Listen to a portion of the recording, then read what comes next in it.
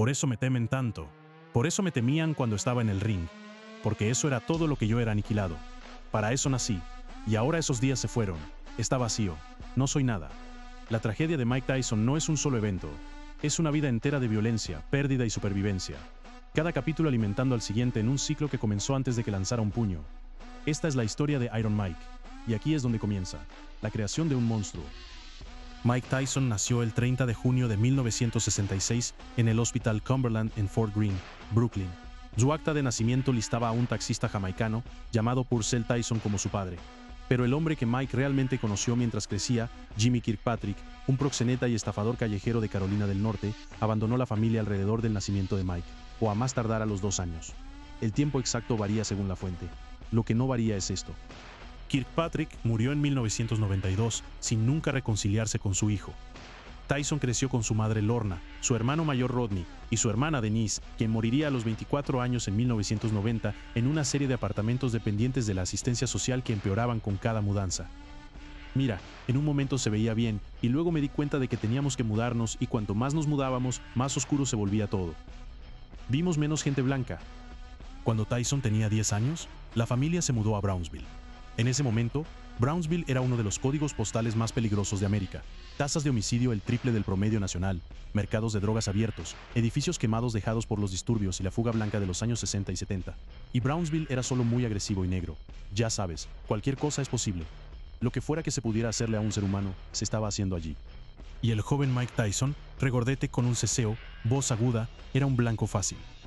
Describió su vida en el hogar como cualquier cosa menos segura. Su madre estaba frecuentemente ausente. Vio a hombres abusar de ella. Recordó a su novio golpearla y hacerle caer un diente de oro y ella vengarse vertiéndole agua hirviendo. Tyson luego vinculó esas escenas a la raíz de su trauma emocional y sexual. Sí, entonces crecí sin sentirme seguro en casa. Mi madre, como estaba diciendo, mi madre fue muy... Mi padre era un proxeneta gángster. En la escuela era un desertor en todo menos en nombre, faltando a clases para evitar la humillación que lo esperaba en los pasillos. Ha dicho que nunca sintió que su madre estuviera orgullosa de él, que solo lo conocía como un niño salvaje corriendo por las calles. Pero las calles fueron donde su historia dio su primer giro abrupto. Tyson criaba palomas en la azotea, construía jaulas, las hacía competir, las criaba. Eran lo único en su mundo que no requería violencia, ni armadura, ni dureza. Luego un día, un adolescente mayor agarró su favorita. Mi primera pelea solía... Soy un tipo de palomas, siempre vuelo pájaros, palomas. Entonces, mi primera pelea, este tipo, tomó una de mis palomas y yo dije, por favor devuélveme mi pájaro. Tyson tenía 9 años, el otro chico tenía 13, quizás 15. Le dije, dame mi pájaro. Él dijo, eres gordo, así que tomó mi pájaro. Le cortó la cabeza a mi pájaro y me golpeó con... Algo se rompió en él ese día, no solo dolor. Contraataqué. Nunca había peleado con nadie antes. Contraataqué y ¿sabes qué? Puedo pelear muy bien. Algo más duro. Ese único intercambio, una paloma muerta, un primer puño, una multitud de testigos, se convirtió en el punto de origen del peso pesado más temido en la historia del boxeo. Los chicos del vecindario comenzaron a traer oponentes de otras cuadras para pelear con él por dinero. Entonces peleaba por dinero. Sí, pelearía. Ya sabes, los chicos me daban. Solo peleaba con gente de diferentes vecindarios y cosas así. Pero había algo mucho más oscuro enterrado en ese mismo periodo. Algo que Tyson guardó en silencio durante décadas. A los 7 años, caminando solo por los callejones de Brooklyn, Tyson fue agarrado de la calle por un hombre desconocido y mayor, arrastrado a un edificio y abusado. Escapó corriendo. Nunca le dijo a nadie. Lo enterró durante 40 años. Cuando finalmente lo reveló públicamente en 2014, y nuevamente en una entrevista de ESPN con Jeremy Schaap, fue reacio y directo en igual medida. Dijo que lo hizo tener que ser duro para el mundo en el que vivía. A los 13 años, Mike Tyson había sido arrestado 38 veces. Robo menor, peleas, absentismo. Pasó por el centro juvenil Stafford en el Bronx varias veces. Vio a Muhammad Ali visitar a los chicos allí una vez, y vio al personal, las mismas personas que dirigían la instalación con miedo, romper a llorar en la presencia de Ali. Padre, un día Muhammad Ali viene a visitar a los chicos. El resto, ya sabes, a los chicos que están en este centro juvenil. La idea de que el poder, el verdadero poder, podía hacer que las personas más aterradoras en una sala se callaran, se alojó permanentemente en la mente de Tyson. Eventualmente, fue transferido a Tryon School for Boys en Johnstown, Nueva York. Allí, un entrenador de boxeo llamado Bobby Stewart, un antiguo campeón de Golden Gloves, vio algo incontrolable en él y llevó a Tyson a conocer a Cus D'Amato, el legendario entrenador de Floyd Patterson y José Torres. D'Amato vio a Tyson sparring durante 3 asaltos. Le dijo a Stewart: Bobby, salvo distracciones externas, ese es el campeón de peso pesado del mundo y posiblemente del universo. Tyson lloró. Tenía 12 años. Había sido arrestado 38 veces, abusado a los 7, abandonado por su padre al nacer, criado en una zona de guerra, y ahora un viejo hombre de boxeo en las montañas Catskill lo estaba mirando y viendo un campeón. Tyson luego dijo que sin D'Amato estaría muerto o encarcelado para siempre. Después de que su madre, Lorna, murió de cáncer en 1982, cuando Tyson tenía 16 años, D'Amato se convirtió en su tutor legal. Tyson se mudó hacia el norte a tiempo completo. Abandonó la escuela secundaria.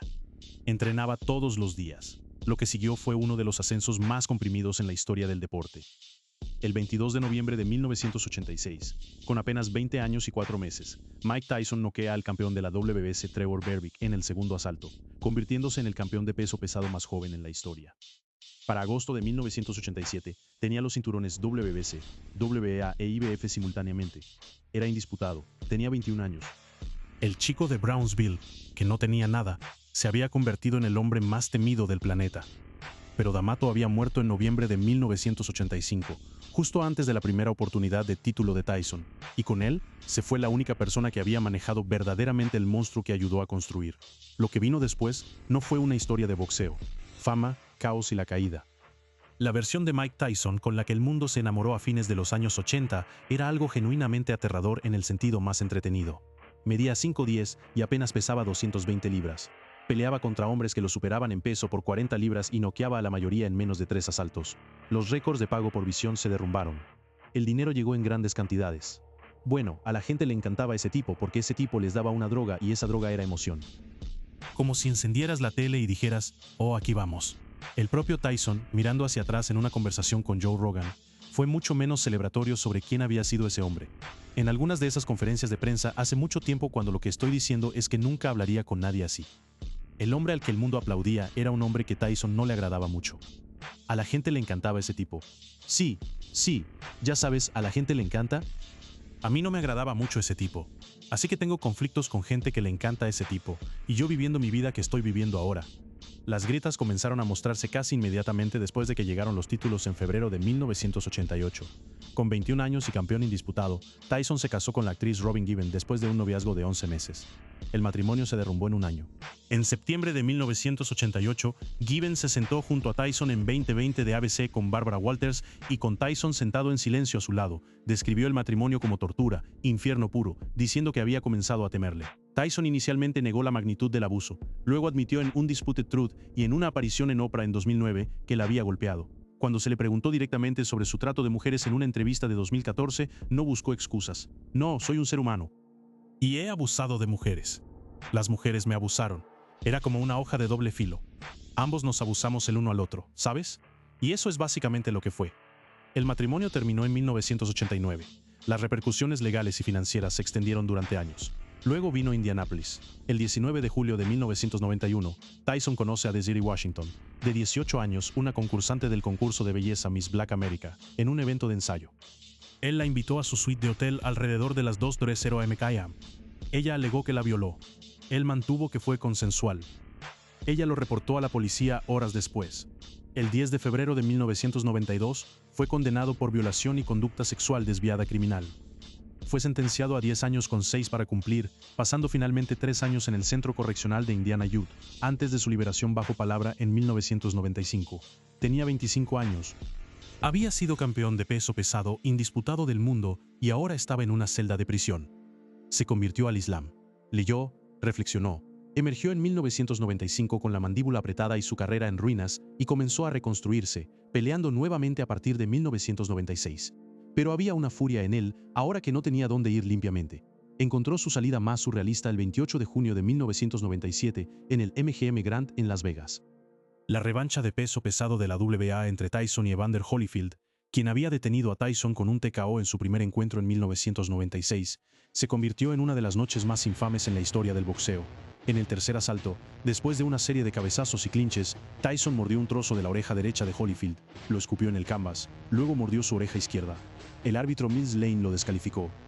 La Comisión Atlética de Nevada revocó su licencia y lo multó con $3 millones. La noche se disolvió en caos. Tyson fue expulsado del ring. Un tumulto estalló en los alrededores del ring. El hombre más temido en el boxeo de peso pesado, el chico de Brownsville, que se había abierto camino hasta la cúpula del mundo, acababa de prohibirse a sí mismo del deporte en uno de los minutos más extraños en la historia del deporte. Tyson culpó a los cabezazos. Holyfield negó infracciones intencionales. Lo que no estaba en disputa era la imagen. Iron Mike agachado sobre un oponente mayor y más pequeño, mordiéndolo como un animal. La pelea de la mordida no destruyó la carrera de Tyson. Fue reintegrado en 1998, pero destruyó algo más. Confirmó para mucha gente la historia que ya habían escrito sobre él, que bajo los trofeos y los cheques había algo que no podía ser domado. Por eso me temen tanto. Por eso me temían cuando estaba en el ring, porque eso era todo lo que yo era aniquilado. Eso es todo para lo que nací. Había sido construido desde los 12 años para ser un arma. El problema era que las armas no saben cuándo parar. Y ahora esas cosas se fueron. Está vacío, no soy nada. El vacío que siguió a su dominio en el ring. Ese vacío dejado cuando la única identidad que había poseído verdaderamente fue arrancada, era lo que Mike Tyson nunca pudo sobrevivir realmente. No en 1997, no en 2003, y no décadas después a los 59 años. 400 millones y una solicitud de quiebra. Para agosto de 2003, Mike Tyson presentó una solicitud de protección bajo el capítulo 11 de la ley de quiebra, listando más de 23 millones en deuda. A pesar de haber ganado aproximadamente 400 millones en toda su carrera con peleas, respaldos y apariciones entre 1985 y 2005, 400 millones se fueron. La lista de compras parecía un desafío de hacerlo todo desaparecer lo más rápido posible. Múltiples mansiones, más de 50 autos de lujo, Bentleys, Ferraris, bañeras de oro, jets privados, un séquito personal que ascendía a docenas y costaba una fortuna solo para mantener, e infamemente 2 o 3 tigres de Bengala que costaban decenas de miles de dólares al mes solo en cuidados. 2 divorcios agregaron su propio peso financiero. Su separación de 1989 de Robin Given conllevó arreglos y honorarios legales. Su divorcio de 2003 de Monica Turner, su segunda esposa con quien tuvo 2 hijos, agregó más. Las demandas se acumularon desde todas direcciones y luego estaba Don King. En 1998, Tyson presentó una demanda por 100 millones contra su promotor de larga data, alegando que King lo había defraudado, sacando dinero de los premios, ocultando honorarios y no pagándole lo suficiente en años de algunos de los combates más lucrativos en la historia del boxeo. La demanda fue eventualmente arreglada. King negó cualquier conducta indebida, pero el dinero que Tyson creía que había sido robado se fue, independientemente de lo que dijera un arreglo. Los impuestos terminaron lo que el exceso había comenzado. En la entrevista sobre relaciones abusivas de los transcriptos, Tyson reflexionó sin glamour ni actuación sobre lo que fue. Esa vida grande de la que estamos hablando y de la que evocamos recuerdos, nunca volverá a aparecer. Nunca voy a ser multimillonario, tipo multimillonario de nuevo. Solo siempre voy a tener que vivir así. Siempre voy a estar cuidando a mis hijos, voy a estar pagando mis cuotas mensuales, mis facturas anuales, y no hay nada glamoroso que vaya a suceder de nuevo. La quiebra no fue solo financiera. Fue el momento que confirmó lo que había sido silenciosamente cierto durante años. Que el imperio construido sobre sus puños no tenía fundamento debajo. Ninguna educación financiera fue desarrollada después de la pobreza infantil. Ningún asesor de confianza con lealtad genuina. Ningún sistema para proteger lo que se había ganado. Cuando D'Amato murió en 1985, Tyson no solo perdió un entrenador, perdió el único adulto en su vida profesional que tenía autoridad real sobre él. Lo que reemplazó la estructura de D'Amato fue una economía de séquito, personas cuyos medios de vida dependían del gasto de Tyson, no del ahorro. Un incidente de rabia vial de 1999 llevó a 1 año en la cárcel. Una detención de 2006 por DUI y posesión de cocaína. Una retención de 2007, cada uno un destello del viejo caos rompiéndose a través de la superficie. Fue, por su propia admisión, un adicto declarado. Cocaína desde tan atrás como la edad de 11 años. Alcohol, marihuana, el abuso de sustancias corría debajo de todo, a través de todo, alimentando el exceso y la violencia y la incapacidad de quedarse quieto. No, consumí cocaína por 1 semana. Tenía que ponerme drogado. Tenía que hacerlo entonces. Tenía que ponerme drogado. No podía manejarlo en absoluto. Esa cita vino de una conversación sobre algo mucho más pesado que la quiebra, pero el patrón que describía era el mismo. Cuando la vida se volvía demasiado para enfrentar, Tyson tenía una respuesta. La misma respuesta que había tenido desde Brownsville. Encuentras una manera de sobrevivir el dolor y haces preguntas después. Para 2003, el dinero se había ido. Los títulos eran historia antigua. La era de dominio estaba una década en el espejo retrovisor. Lo que quedaba era un hombre en sus últimos años 30, sin dinero, con demonios que nunca habían sido abordados y un deporte que todavía tenía algo de uso para su nombre. Incluso si su cuerpo ya no era lo que había sido, siguió peleando, no porque lo amara. Luego admitió en entrevistas que el dinero era la razón principal por la que continuó peleando después del punto en que debería haber parado. Después de la quiebra, algo cambió lentamente parcialmente. Comenzó a aparecer en películas. Su papel en The Hangover en 2009 fue una especie de reinicio cultural, un recordatorio de que había encanto bajo el caos. Lanzó un podcast, Hot Boxing with Mike Tyson, que reveló una cualidad reflexiva y de búsqueda en él que la persona del ring siempre había ocultado. Inició una empresa de cannabis, Tyson Ranch, y luego Karma Holco, tomando la silla de CEO. Se mantuvo sobrio de drogas duras alrededor de 2009, pero las cicatrices financieras significaban que nunca estuvo completamente libre. Los años de pelear pasado su apogeo de decir sí a combates de exhibición y ofertas de regreso nunca fueron puramente por amor al deporte. Fueron sobre hacer funcionar los números. La muerte de Exodus. El 24 de mayo de 2009 en Phoenix, Arizona, Exodus Tyson, de 4 años, la hija de Mike con su pareja en ese momento Sol Soch, fue encontrada sin respuesta en la casa familiar. Había estado jugando cerca de una cinta de correr. El cable de alimentación, un bucle colgando de la consola, se había envuelto alrededor de su cuello. Su hermano de 7 años la encontró, su madre realizó RCP y llamó al 911. Los paramédicos continuaron la resucitación en el camino al hospital. Exodus fue colocada en soporte vital. Fue declarada muerta el 26 de mayo por asfixia por estrangulamiento. La policía la catalogó como un accidente trágico, sin indicios de delito, sin cargos. Tyson estaba en Los Ángeles cuando sucedió. Se apresuró a Phoenix. En imágenes de una entrevista posterior rompiendo a llorar a mitad de conversación pidiendo que se removiera el micrófono, apenas sosteniéndose. El peso de lo que ese día le costó es inequívoco. Este es mi mejor pensamiento en el momento. Consigue mi pistola automática justo así y simplemente pierdes la cabeza. Ese fue su primer instinto. El mismo instinto que había sido cableado en él, a los 9 años en Brownsville. Cuando el dolor se vuelve insoportable, la única respuesta disponible siempre ha sido la violencia, incluso cuando la cosa siendo destruida sería él mismo. Pero cuando fui al hospital, la gente que estaba allí porque sus hijos están muertos, o a punto de morir. El pasillo del hospital lo detuvo. La vista de otros padres, extraños sentados con la misma pérdida insoportable, rompió algo en él que la rabia no podía llenar. Entonces, ¿quién demonios soy yo para morir? Ha descrito la muerte de Exodus como su punto más bajo absoluto, más profundo que la condena por violación, más profundo que la quiebra, más profundo que perder el título. Habló de sostenerla, de la culpa de la ausencia, horarios de entrenamiento y viajes que lo habían mantenido fuera, y dijo que lo destruyó. No, consumí cocaína por una semana. Tenía que... no podía manejarlo en absoluto. Él ha sido abierto sobre el hecho de que el duelo lo envió de vuelta a la cocaína, la misma droga contra la que había estado luchando durante años, la misma escotilla de escape, la misma respuesta de supervivencia de Brownsville, aplicada a lo más devastador que le había sucedido. Tyson se casó con Kiki Spicer en 2009, el mismo año en que Exodus murió, y permanecieron juntos. Acredita a Kiki y su familia con ser la base que lo mantuvieron del colapso total. Tienen 2 hijos juntos, Milan y Morocco. Tiene 8 hijos en total en múltiples relaciones, siendo Exodus el que perdió. La pérdida de Exodus también profundizó el impulso de sobriedad que ya había comenzado. Él ha estado limpio de drogas duras desde aproximadamente 2009.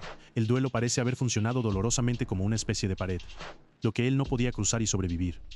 El límite que finalmente hizo que el costo de la autodestrucción fuera demasiado real para ignorar. En una conversación posterior, emocional, desprotegida, apenas compuesta, Tyson reflexionó sobre el tipo de hombre en el que se había convertido después de todo. Estoy trabajando en sentir el arte de la humildad. ¿Me crees? Esta es la razón por la que estoy llorando porque no soy esa persona ya. Y lo extraño porque a veces me siento como... porque no quiero que esa persona salga a la luz porque si sale, el infierno viene con él. Lo que estaba lamentando en ese momento no era solo a Exodus. Estaba lamentando versiones de sí mismo. El luchador que tenía un propósito. La fuerza de la naturaleza aterradora que había entrado en habitaciones y las había vaciado solo con existir. Había construido su identidad completa en ser la cosa más peligrosa en cualquier espacio. Y ahora el trabajo de su vida posterior era convertirse en alguien completamente diferente. Alguien que no asustara a las personas. Alguien que había ganado el derecho a ser suave. La tragedia de Exodus es que fue al azar. No fue consecuencia de nada que Tyson hubiera hecho mal. No fue producto de su caos. No fue la factura vencida por décadas de malas decisiones. Un cable de alimentación, un niño jugando cerca de una cinta de correr. Unos pocos segundos, eso es todo lo que fue. Y sin embargo, se convirtió en parte del mismo peso que lleva a los 59 años. La evidencia acumulada de que el universo había extraído un precio por todo. No equitativamente, no proporcionalmente, pero implacablemente. La úlcera, la pelea con Jake Paul, y el cuerpo que sigue diciendo que no. En un vuelo comercial de Miami a Los Ángeles a fines de mayo de 2024, Mike Tyson caminó al baño y vomitó. Sangre roja brillante. Se desplomó. Defecó lo que los médicos llaman melena, sangre digerida, oscura y viscosa, la firma específica de un sangrado gastrointestinal superior. Los paramédicos se reunieron con el avión en LAX. Fue transportado al hospital. Los doctores encontraron una úlcera sangrante de 2.5 pulgadas. Tyson perdió aproximadamente la mitad de su volumen de sangre. Recibió 8 transfusiones de sangre y perdió 25 a 26 libras en 11 días. Tenía 57 años. Tenía un combate programado para el 20 de julio de 2024 en Netflix contra el youtuber de 27 años convertido en boxeador profesional Jake Paul. Cuando le preguntó a su médico si iba a morir, el médico respondió: "Tenemos opciones, aunque". Esa respuesta no tranquilizadora, nada tranquilizadora, lo aterró. La pelea fue pospuesta al 15 de noviembre de 2024. Tyson entrenó durante su recuperación. Había dejado el cannabis en preparación para la pelea, la planta que había usado durante años como agente calmante, lo que apaciguaba el ruido, y se entrenó a sí mismo de vuelta a alguna versión de forma de pelea. Cuando llegó al AT&T Stadium en Arlington, Texas, frente a millones viendo en Netflix, estaba usando una rodillera debido a brotes de ciática, lo suficientemente grave que en el peor de los casos, fue descrito como incapaz de caminar o hablar. Perdió por decisión unánime. Los jueces puntuaron 80-72, 79-73 para Paul. Tyson aterrizó pocos golpes significativos, absorbió el volumen de Paul. Luego admitió en entrevistas que se quedó en blanco y no tiene memoria de grandes porciones de la pelea. Su último recuerdo claro siendo la reverencia de Paul después del primer asalto. Tenía 58 años. Casi muere en un avión 6 meses antes. Estaba peleando contra un creador de contenido de 27 años en el evento de boxeo más visto de ese año. Tyson lo enmarcó como una victoria.